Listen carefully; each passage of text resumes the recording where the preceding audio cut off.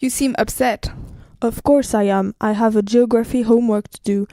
The old Brandis is so... Oh, I had him too. Really? I remember once we had to guess how Geneva would be 20 years later. But did you guess well? There were some things that could already be known. For instance, the Siva rail was about to be opened. That's the train I take every day. Also, Rousseau was renovated in 2022 as planned. How? Renovated, but it still looks so old. You don't figure before.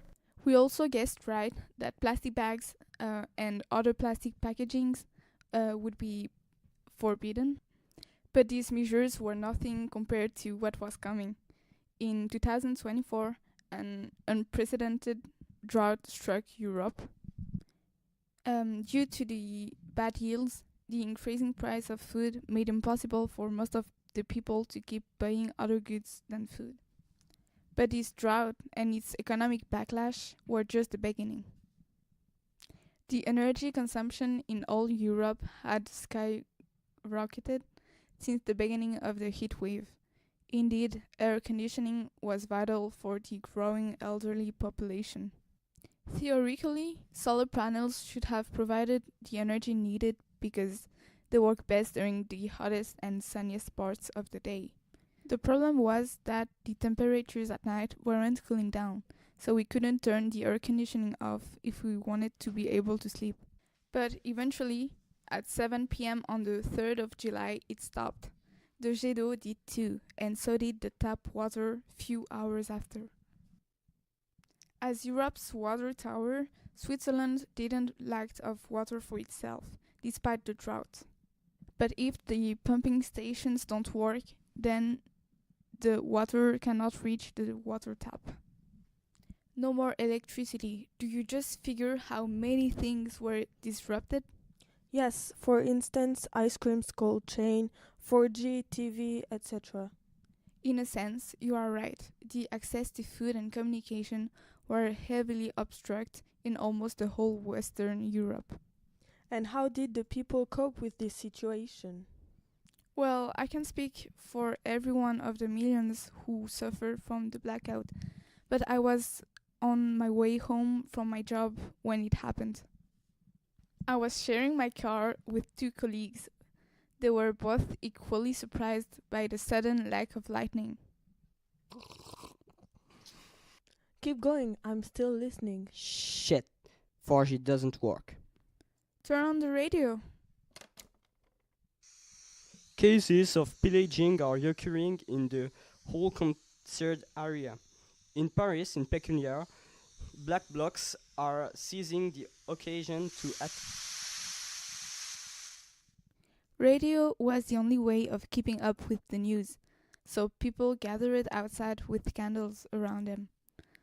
From what we heard, the problem came from the record low level of the barrages, which usually fill the gap in the electric production during consumption peaks. In France, a lot of nuclear power plants had to be shut down to avoid overheating. There wasn't enough water to cool them properly. You already told me about that.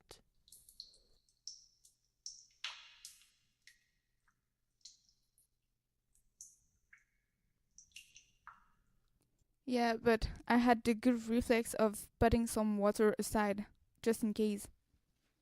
Just in case. As the drought made us remember that water and food aren't a resource that we can replace. The blackout made us recall that without energy there is no economy. So the system solved itself in a brutal way. Fortunately, not in Switzerland, but still, violence in neighboring countries is not something that you can dismiss. Had this situation lasted few days longer than a week, thousands would have died out of starvation or disease due to the lack of frost chain. Eventually, because the economic activity had almost ceased, the electricity demand got low enough to match the production.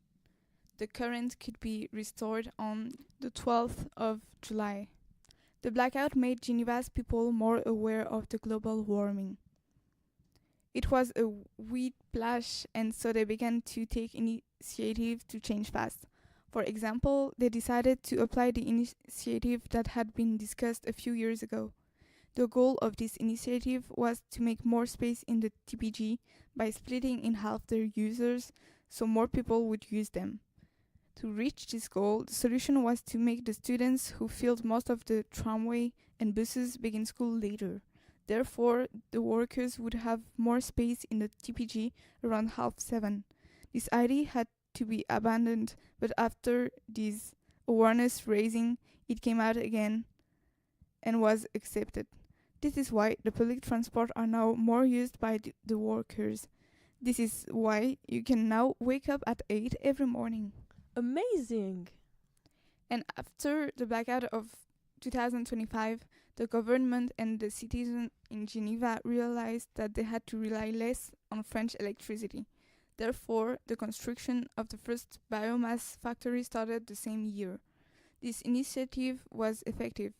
Geneva can now cut itself from the European electricity grid and be independent in case of similar crises. It even created some jobs. At maximum capacity, it can produce 50% of the electricity consumed in Geneva. But if you watch closer, the most important thing is sobriety.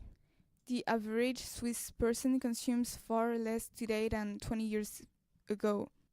In fact, it wasn't willingly. But as resource scarcity became a thing, well, there weren't any other options that didn't imply war or letting starve the population. Economic growth is now acknowledged as unreachable by everyone, and solidarity as the only way to improve life quality.